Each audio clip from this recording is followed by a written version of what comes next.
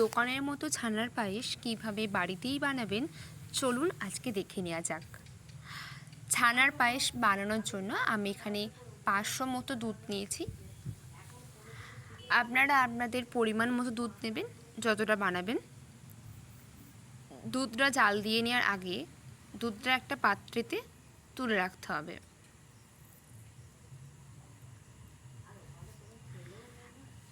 আমুল দুধ গোলার জন্য দুধটা তুলে রাখছি। দেখুন, বেশি দুধ তুলে রাখার দরকার নেই, অল্প একটু দুধ তুলে রাখলেই হবে। কিছুটা দুধ তুলে রেখে দেবো, তারপর ভালো করে দুধটা জাল দিয়ে নেব। ততক্ষণ ছানাটা মেখে নিতে হবে। আমি এখানে প্রায় 1.5 কেজি দুধের ছানা কাটিয়ে রেখেছি। ছানাটি খুব ভালোভাবে মাখতে হবে। বেশিক্ষণ মাখার কোনো দরকার নেই, 6 থেকে 7 ঘন্টা মাখলেই হবে। একটু চটকে হাতে করে মাখতে হবে ছানাটা। ছানা যত ভালো মাখা হবে তত ভালো ছানার বলগুলো ফুলবে। হাতে একটুখানি ঘষে ঘষে ছানাটা খুব ভালো করে মাখতে হবে। দেখুন, ঠিক এরকমভাবেই ছানাটা মাখবেন। আমার ছানা মাখা একদম তৈরি হয়ে গেছে। এবার হাতের একটা চাটুতে অল্প একটু ছানা নিয়ে গোল গোল শেপের বল করে নিতে হবে। একে একে প্রত্যেকটা ছানা এরকম করে পাকিয়ে নেব। খুব একটা বড় করার কোনো দরকার নেই, ছোট করেই পাকাবেন। খুব একটা বড় করলে জিনিসটা খেতে ভালো হবে না, দেখতেও ভালো হবে না। একে একে প্রত্যেকটা বল পাকিয়ে নেব। আলগা হাতে ছানার বলগুলো পাকাবেন, যেহেতু ছানাটা খুব নরম। বেশি চাপ দিয়ে একদম পাকাতে যাবেন না।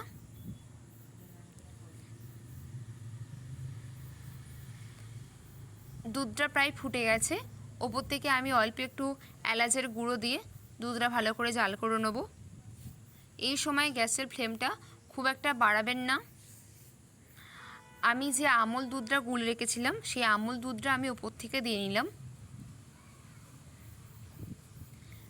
আমি এখানেতে প্রায় 5 চামচ মতো আমুল দুধ ব্যবহার করেছি, আর ওপর থেকে একটু সন্দেশকে দিয়ে দিলাম। আপনাদের কাছে যদি খোয়া ক্ষীর থাকে তাহলে আপনারা খোয়া ক্ষীর দেবেন। আমার কাছে খোয়া ক্ষীর ছিল না, তাই আমি সন্দেশ দিয়েছি।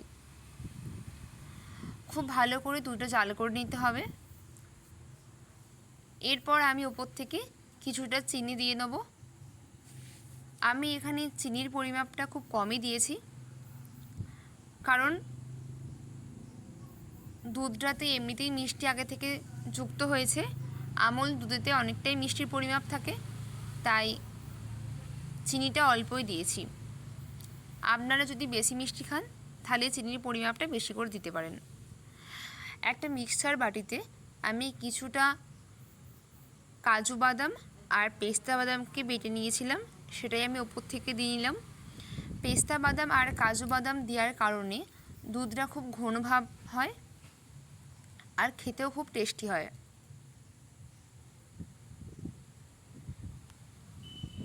দেখবেন দুধ চাল দেওয়ার সময় আশেপাশে যে দুধের চাঁচিটা লেগে যায়, সেই লেগে যাওয়া দুধের চাঁচিটা ভালো করে চেঁচে নিয়ে দুধের মধ্যে দিয়ে নেবেন। আমি ওপর থেকে কিছুটা কনডেন্স মিল্ক দিয়ে দিলাম।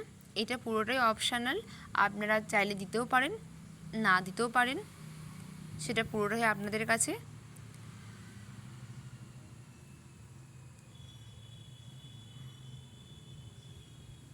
এরপর একে একে ছানার বলগুলোকে ওপর থেকে দিয়ে দেবো। এই সময় গ্যাসের ফ্লেমটা একদম কমিয়ে রাখবেন। বাড়িয়ে লাগলে ছানার বলগুলো ভেঙে যাওয়ার সম্ভাবনা থাকে। আর যখন ছানার বলগুলো ছাড়বেন তখন একদম নাড়ানাড়ি করবেন না। দেখুন, আমি 10 মিনিট পর ছানার বলগুলোকে আপনাদের ঘরে দেখাচ্ছি। দেখুন কতটা ফুলে গেছে। ওপর থেকে হালকা হাতে ভালো করে নেড়ে নেব। খুব একটা বেশি চাপ দিয়ে নাড়লে হবে না, তাহলে ছানার বলগুলো ভেঙে যেতে পারে। এই সময় আপনারা গ্যাসের ফ্লেমটা বন্ধ করে দিতে পারেন, কিন্তু আমি কি করেছি, ছানার বলগুলোকে একটু হালকা হাতে ভেঙে নিয়েছি। ভেঙে নিলে খেতে আরও বেশি ভালো লাগে। দেখুন, ছানার বলগুলোকে আমি একটু হালকা হাতে ভেঙে নিয়েছি, তাহলে ওপর থেকে মানে ছানার বল থাকলে যেমনটা হয়, ভেঙে নিলে পুরোটাই পায়েস পায়েস ভাব চলে আসে। আমার ছানার পায়েস প্রায় তৈরি হয়ে গেছে। আমি আরেকটু ফুটিয়ে গ্যাসটা বন্ধ করে দেবো।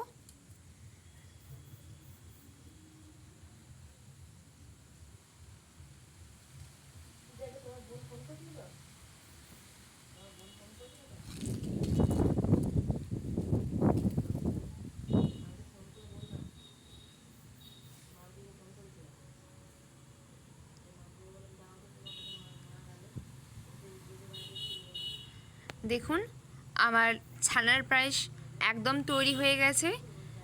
এরপর গ্যাসটা বন্ধ করে দেবো। একটা পাত্রে আমি ছানার পায়েসটা ঢেলে নিয়েছি, আর ওপর থেকে কিছুটা পেস্তা বাদামকে কুঁচো করে ছড়িয়ে দিয়েছি।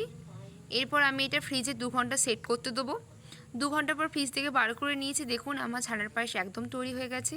ওপর থেকে কতটা একটা মোটা লেয়ার পড়েছে দেখুন। আমি একটা বাটিতে ঢেলে পরিবেশন করেছি। আমার ছানার পায়েস একদম তৈরি। আমার এই ছানার পায়েসের ভিডিওটি যদি আপনাদের কাছে ভালো লেগে থাকে, তাহলে অবশ্যই লাইক, শেয়ার, সাবস্ক্রাইব করতে ভুলবেন না। ততক্ষণ ভালো থাকবেন, সুস্থ থাকবেন, সকলকে ভালো রাখবেন। ধন্যবাদ।